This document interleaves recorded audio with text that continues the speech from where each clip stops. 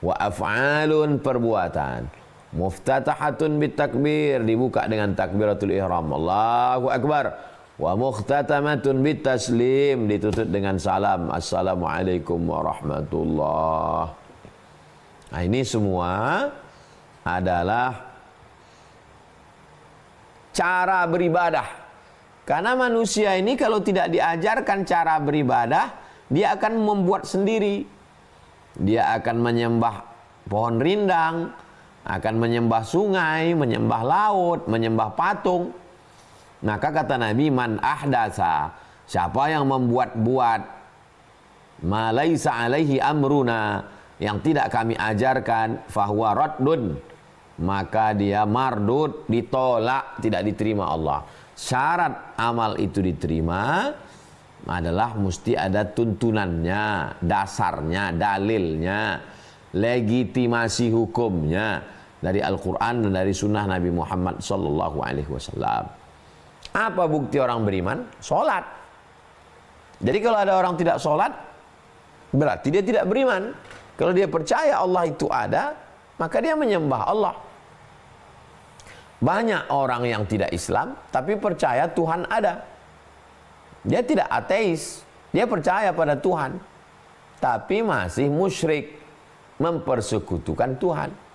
Atau Tuhan yang dia maksud bukan Allah, maka dimurnikan, masuk Islam dia. Qul huwallahu ahad, Allah itu esa, tunggal, bukan dua, bukan tiga. Allahus samad, meminta hanya kepada Allah, jangan minta kepada makhluk. Lam yalid, dia tidak beranak. Walam yulad, dan dia tidak diperanakkan. Dia tidak dikandung. Dia tidak keluar dari rahim. Dia tidak keluar dari kemaluan. Dia tidak kena najis darah nifas. Walam yakul lahu kufuwan ahad. Tidak ada satupun yang setara, selevel, sama dengan dia. Itulah dia Allah Subhanahu wa ta'ala. Kita tidak melihat fisik zahirnya.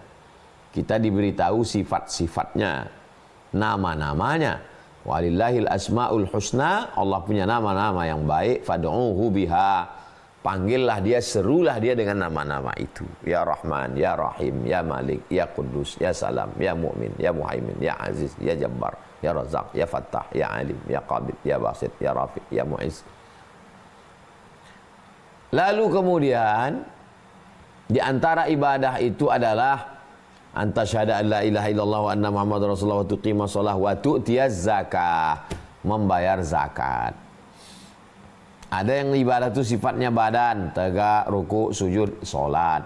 Ibadah yang sifatnya harta, zakat, infak, wakaf, sedekah. Wa tasuma ramadan, syahadat, salat, zakat, puasa. Yang wajib melaksanakan puasa Ramadan. Yang kedua, melaksanakan puasa nazar. Yang ketiga, melaksanakan puasa bayar dam, mestinya seekor kambing waktu melaksanakan haji tamattu atau haji qiran, atau melanggar larangan tapi tidak mampu, fasyamu salasati ayyamin, salasata ayyamin. Fasyamu salasati ayyamin fil haji, 3 hari di tanah suci, wa sab'atin idza raja'tum, 7 hari ketika sudah pulang. Atau membayar puasa kafarat sumpah. Itu semua wajib. Membayar puasa qadha, mengganti puasa yang tinggal. Nah, ini diwajibkan Allah Subhanahu wa taala. Wa tasuma Ramadan. Yang terakhir, yang kelima, wa tahujjal baita in istata'tu. Wa tahujjal bait, melaksanakan haji ke Baitullah. Tapi ada sambungannya, in istata'ta ilaihi sabila, kalau sanggup, kalau mampu. Kalau tidak mampu, tidak ada duit. Duit ada, badan sakit. Badan sehat, duit tak ada. Badan sehat, harta ada, tapi ada keluarga yang ditinggalkan, tak makan, tidak juga bisa.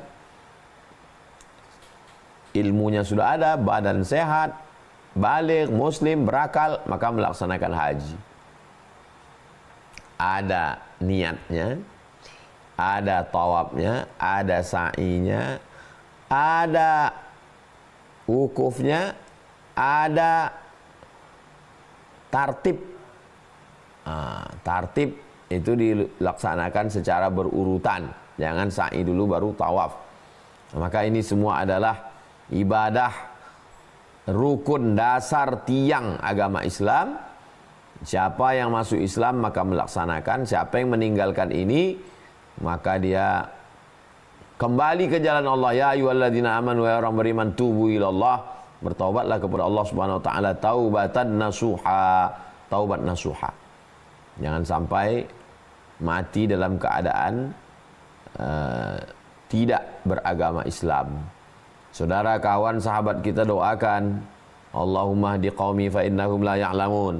Berikanlah kawanku, sahabatku itu hidayah ya Allah. Mereka melakukan ini karena tak tahu. Orang yang tak tahu dikasih tahu. Orang yang tak mau tahu, ini yang agak susah kita. Maka jangan pernah bosan memberitahu. Susah ngomong, langsung buat video. Segan buat tulisan, buat novel. Banyak cara berdakwah. Ud'u ila sabili rabbik, ajak orang ke jalan Allah bil hikmah, dengan hikmah wal mau'izatil hasanah, dan suri tauladan yang baik. Selanjutnya saya serahkan ke Bang Alvin Firdaus. Kita akan bahas dalam tanya jawab interaktif. Barakallahu fikum. Assalamualaikum warahmatullahi wabarakatuh. Waalaikumsalam warahmatullahi wabarakatuh. Alhamdulillah. Baik, kita akan masuk ke tanya jawab Bapak Ibu semuanya. Siapkan pertanyaan di kolom chat, dan juga nanti kita pilih beberapa langsung dari open video begitu ya. Open mic dan open video menyampaikan pertanyaannya. Baik, kita awali dari pertanyaan yang kami sudah himpun beberapa waktu lalu. Pertama, Ustaz, bagaimana syahadatnya orang yang tunawicara, yang bisu, Ustaz? Apakah syahadatnya diterima? Kalau dia bisa berkomunikasi bahasa isyarat, dia pakai bahasa isyarat, dia katakan bagaimana bahasa isyarat, itu kata isyarat. Yang kedua, kalau sanggup dia menulis, dia menulis. Kedua-dua ini bisa diterima, bahasa isyarat, menulis. Itu juga berlaku pada akad nikah, begitu juga pada akad jual beli, pada yang lain. Karena innal kalama la fil fuadi, sesungguhnya kalam itu letaknya di dalam hati. Wa innama ju'ilal lisanu 'alal fuadi dalila, diciptakan Allah lisan untuk mewakili apa yang ada di dalam. Kebetulan dia kekurangan di sini, tapi dia masih bisa di sini, dia masih bisa bahasa isyarat. Selama bisa dipahami dengan baik, tidak multi interpretasi. Wa na'lamu ma tuwaswisu bihi nafsuh. Kami tahu apa yang berbisik-bisik dalam hatinya. Wa nahnu aqrabu ilaihi min hablil warid.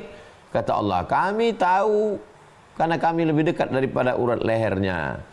Dan karena dia tidak mampu, bukan dia buat-buat, la yukallifullahu nafsan illa wus'aha. Allah tidak membebani seseorang lebih dari kemampuannya. Ini untuk saudara kita yang kekurangan-kekurangan. Demikian Bang Alvin. Wallahu a'lam bishawab. Baik, berikutnya Ustaz, terkait syahadat ini, syahadu an la ilaha illallah ini kan punya konsekuensi bahwa kita itu menyembah Allah, menjadikan Allah menjadi satu-satunya sesembahan gitu saja. Artinya kita menjadikan Allah itu sebagai pelindung, sebagai tempat bergantung, tempat bersandar. Kalau misalnya konteksnya gini, ada seorang muslim yang mungkin dia punya toko gitu ya, kemudian dengar azan, dan dia nggak melaksanakan sholat, nggak mau menyembah gitu ya, dalam tanda kutip, kita nggak mau menyembah kepada Allah.